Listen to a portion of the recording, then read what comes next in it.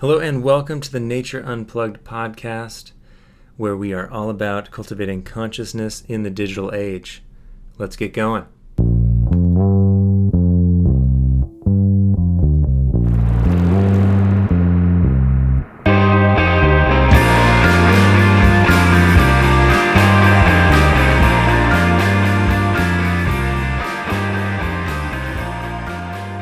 Hello and welcome to the Nature Unplugged podcast with your host, Sebastian Sloven, and co-host, Sony Mohammed. What's happening, everyone? Okay, today we have a very important show. We're going to talk about mindfulness and specifically why mindfulness is important to the work we do at Nature Unplugged. And a quick orientation, we at Nature Unplugged are all about cultivating healthier relationships with technology and reconnecting with nature, and we offer tips and tools and teach our curriculum in various ways, such as workshops, one-on-one coaching, retreats, things like that. And today we're going to talk about mindfulness, as I already mentioned. We're going to start with a little quote here. People usually consider walking on water or in thin air a miracle, but I think the real miracle is not to walk either on water or in thin air, but to walk on earth. Every day we are engaged in a miracle which we don't even recognize. A blue sky, white clouds, green leaves, the black curious eyes of a child, our own two eyes. All is a miracle. It's by Thich Nhat Hanh from The Miracle of Mindfulness, an introduction to the practice of meditation. What do you think about that quote, Sonia? Yeah, it's a beautiful quote. I enjoy Thich Nhat Hanh a lot. I haven't been up to his Deer Park Monastery yet in Escondido. Is that right? Yeah, outside of San Diego. Yeah. He's got a monastery. He's not there very often, but it's beautiful nevertheless. He lives in France. Okay. Enough about our man Thich Nhat Hanh. Let's first define what mindfulness is for folks out there. You may be familiar with mindfulness. Mindfulness is nothing new, and recently it's become very popular in the mainstream media. So let's define it here. So we're going to use Jon Kabat-Zinn's definition because we love him and love this definition.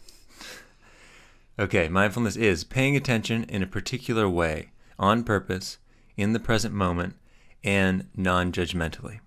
So let's break that down a little bit. Quite simple. It is the act of being here in the present moment, intentionally here in the present moment, and being non-judgmental. I have a little bit of beef with this non-judgmental part because I think it may be impossible to be non-judgmental. But I think the idea here is being aware of any judgments that are happening. Yeah, I think that's a better way to think about it. It's easy to judge yourself when you're trying to not be judgmental too. So it can be sort of a counterproductive thing to be striving for. Yeah, I think we're talking about also another word for mindfulness could be awareness. So if you're not into the word mindfulness, awareness of all the things that are happening around us, happening within us. Yeah, that's it. And then a very brief history of mindfulness. We'll keep it quick. Mindfulness, as I mentioned, nothing new. Been around for a long time, probably since the beginning of mankind or humankind. I think it was first intentionally written and practiced. Most people trace that back to the ancient yogis in modern-day India between 5,000 and 10,000 years ago, writing down their practices and passing them along. And then a lot of people also trace mindfulness back to Siddhartha Gautama, who's also known as the Buddha.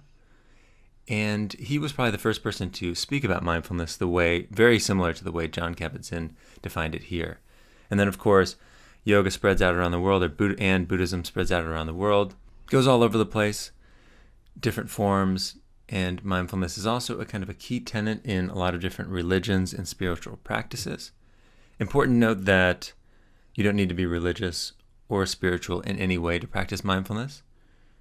And actually, this is kind of an interesting segue that our man Jon Kabat-Zinn, who is a Westerner and a scientist, was studying science and also really interested in meditation and yoga and these things. And in the 1970s, he wanted to figure out a way to study mindfulness, kind of from a Western lens. So he created a program called Mindfulness-Based Stress Reduction, and basically took out any of the religious undertones or spiritual undertones, just purely the mindfulness practices, and made a program and was able to study it. And since then, that's been really helpful, I think, for bringing mindfulness to the West, because now a lot of people have been able to study it and show that, yes, there are scientific benefits, provable benefits to the mindfulness practice. And Jon Kabat-Zinn, I think, started with looking at patients in hospitals, people with chronic pain and things like that, and show that their pain levels were lower and their healing was faster with these types of practices.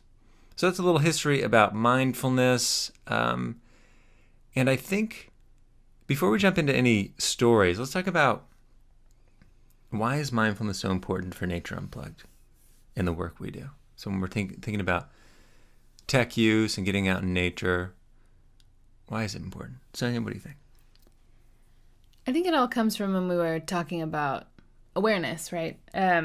So we want to be thinking about how we're using our technology, why we're using it, and then what maybe it's keeping us from doing that we might prefer to be doing, but are unconsciously not doing because we're so stimulated by the technology and media in our lives. And so mindfulness really becomes the foundation of the work we do, especially as we begin to understand our relationships with technology. And then when we're looking at nature, it's one of the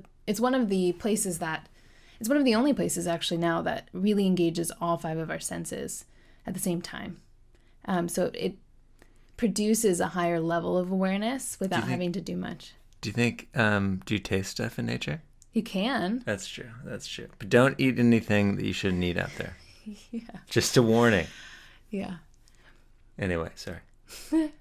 But I mean, if something's really floral, you might still taste it in your mouth. Like by smelling? Not because you're like eating it, but there's a lot of senses with your mouth that aren't necessarily related to eating. Right. Just to add on to that, this is all about choice.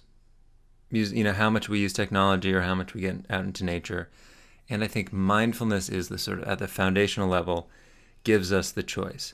If we've developed a habit of, every day coming home from school or work and just going right to Netflix or TV or video games, it can be hard to break that without sort of the awareness of, there's other options for me out here. And mindfulness, building that capacity is really important. Curious, Sonia, when did you first start getting into mindfulness, or when did you first hear about it? What was your experience with that? Yeah, I think developing my formal practice is more of a recent thing. Maybe in the last 5-10 years, I started practicing mindfulness formally. But when I think back now and reflect on it, I have memories of being in high school and maybe middle school, but we'll just go with high school, of thinking something in my head and then being curious, noticing the thought and being really curious about what's that about, and realizing that a lot of times those thoughts were driving my behavior and my attitudes and how I was feeling, etc. And so this sort of witnessing of this voice in my head was, I think, my first step in understanding to mindfulness and the practice of it, and becoming aware of what was maybe driving my behavior, and it not always being a very conscious thing. And so I think, in my adolescence, I wasn't really sure what to do with that, but continued to explore it a bit. But I think that's my entry point. Long before I started doing yoga or thinking about breathing meditations or anything like that, that was sort of my sort of self-educated entry into mindfulness and understanding. Yeah, I think that's a good point too, that I'm sure there's many people, I'm assuming that there's many people out there that have been experienced this on more of an experiential level and not maybe had the words to put to it. Awesome. So let's Well, what about you? What was your entry in? Jiminy Christmas. I think for me, there's a couple things that come to mind. I think my first experience with this was in and around the ocean. I think I grew up spending a lot of time in and around the ocean, and my dad was a major sort of role model for me, and he was a big swimmer and all this, and he passed away when I was young, died by suicide, and that was a really intense thing for me and my family. And for me, I think one of my, I guess, coping mechanisms was to, if I missed him a lot or if I wasn't doing well, to get down to the beach. And it was really no matter how crazy things got on land, if I could get to the ocean, it seemed like there wasn't really a sense of time. I was just, in the moment, experiencing that environment. There was this kind of deeper level of, I felt like, connecting with my father in that environment. But I think it was really my first glimpse of being fully in the moment and absorbed in, with my senses and all that. And then later I got into yoga. My teens got into yoga, and that was, I think, initially I was much more interested in the physical benefits of it, like becoming more flexible or stronger, and wasn't really into the internal aspects, like the mindfulness practice. And it was probably several years of doing yoga until I started becoming more interested in that internal work than the purely physical stuff. Right, let's jump back into its relevance with our work. And I think, one thing that I think is important to talk about, the concept of mindfulness is quite simple. Being in the moment with intention, non-judgmentally. But when it comes to actually living this, it can be a challenge to practice.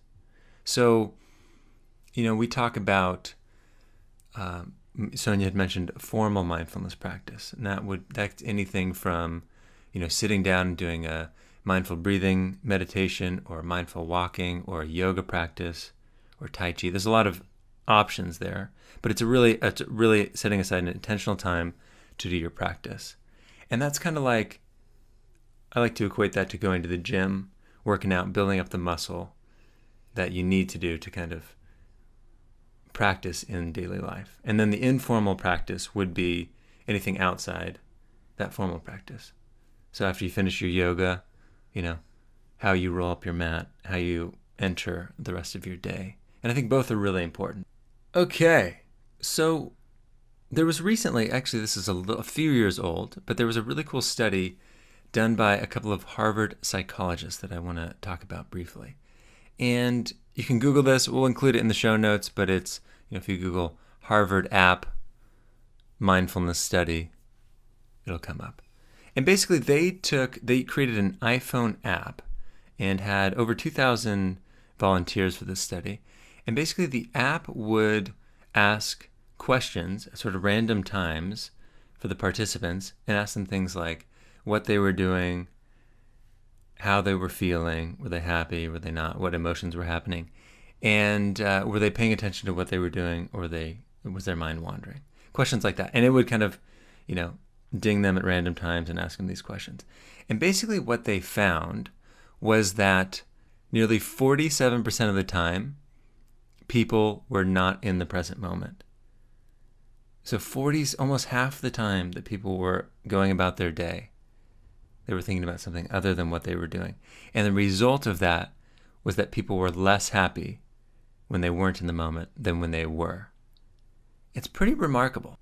Yeah, I mean, if you consider spending half of your day totally unconsciously living your life, or wishing you were doing something other than what you were doing, whether that's like an intentional, oh, I can't wait for this to be done so that I can be doing X, Y, Z, or if you're, sitting in a meeting or sitting in a classroom and just thinking about, well, after this, I'm going to do this and I'm going to do this and I've got this to do. It's incredible. It's incredible. 50%, almost 50% of your day. Yeah. And there's a lot of, the psychologists called this the default mode.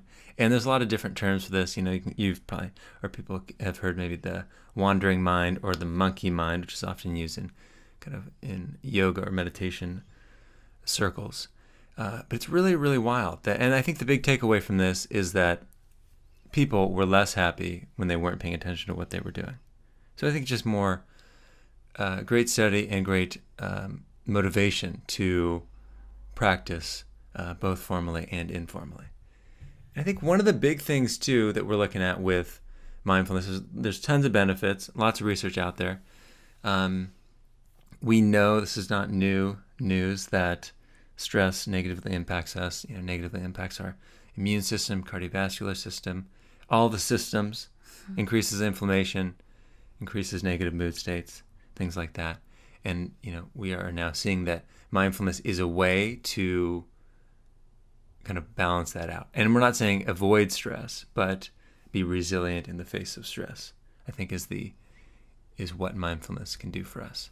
And so the research is great and it's compelling, but I think where I initially struggled with mindfulness is this idea of, that all sounds real good, but what do I do right now? What can I do right now to bring that into my life and make some change? Yeah, it's a great question. So lots of resources out there. We have resources at www.natureunplugged.com. But right now, there's a few different ways to do it. And I think it's basically becoming aware of your senses is one way. So feeling your body, feeling the sensations of your body. If you're sitting, feeling your seat in the chair or on the floor, or wherever you're sitting. If you're standing, feeling your feet on the ground. We also have access to our breath, as long as we're alive. Taking a moment to be really aware of each inhale and each exhale.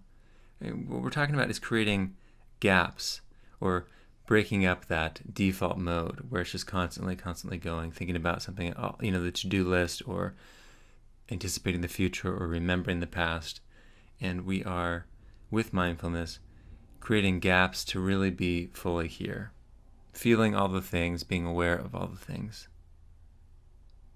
Because really, there's only this moment. And I think one thing I want to add too is that, there's great ways to use technology as a practice of mindfulness. We can, let's say you get a ding on your phone, instead of immediately reaching and checking it, it can be a reminder to take a deep breath. Okay, now for a new segment. There's going to be a lot of news here. It's a new segment we like to call New News. And the middle new, is... the middle new, the beginning new. The beginning new is the letters N and U, as in Nature Unplugged. So this is new news. Hashtag new news. Copyright. Okay. So, and this is basically, let's orient folks. So this is basically a segment where we share relevant stuff to Nature Unplugged from the news that's, we find either interesting, exciting, sort of wacky, or just totally nuts.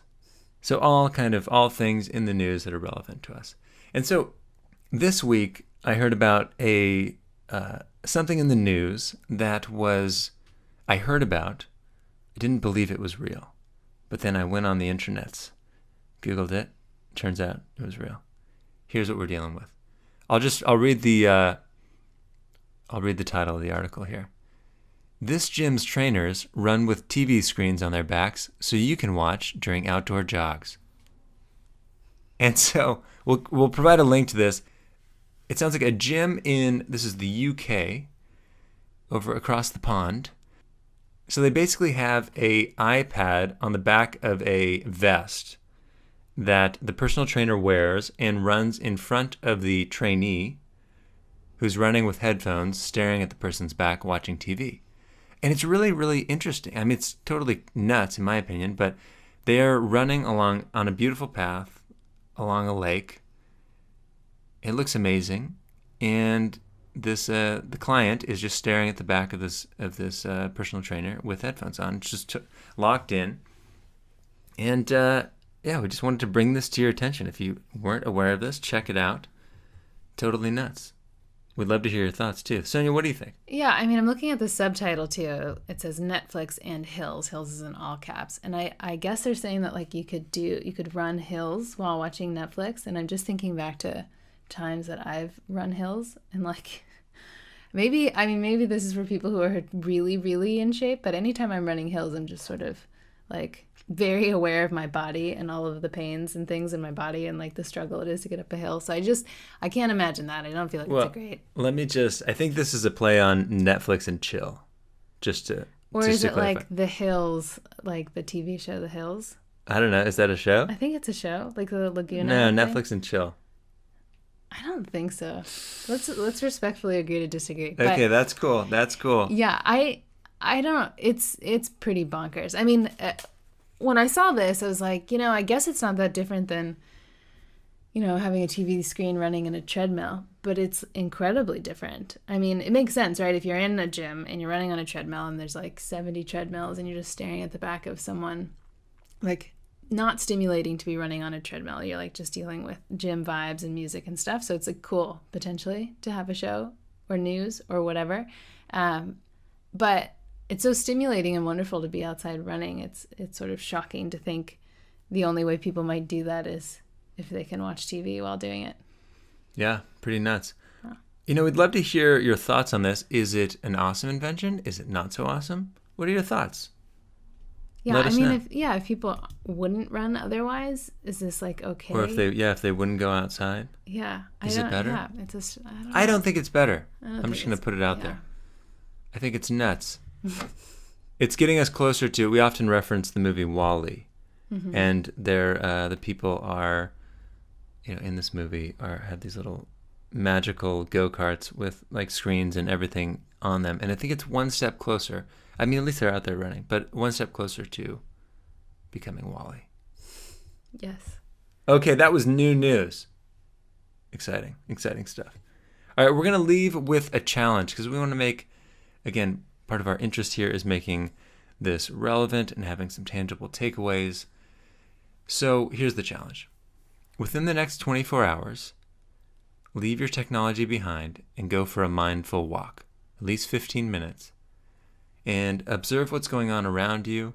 Breathe, feel your feet on the earth, appreciate what's happening, engage the senses, and let us know how it goes. Yeah, so this is no tech, a tech-free walk with intention. Awesome. Sonia, great to have you again. My pleasure. So that'll wrap it up for this episode of the Nature Unplugged podcast. For more information and for resources, you can check out www.natureunplugged.com. We'd also love to hear from you, hear your feedback, any thoughts you have, any recommendations for themes for future episodes, for future guests, comments, questions, concerns. Let us know. You can find us on Facebook, Instagram, and Twitter. That's right. Nature Unplugged. However, we're also on the interwebs. Yeah. Yeah, because, we live in the city. We're with it. Technology people. We're not in a yurt on a mountaintop doing meditation all day. We're on the interwebs, too. Bye. If you think you should go, I will let you go.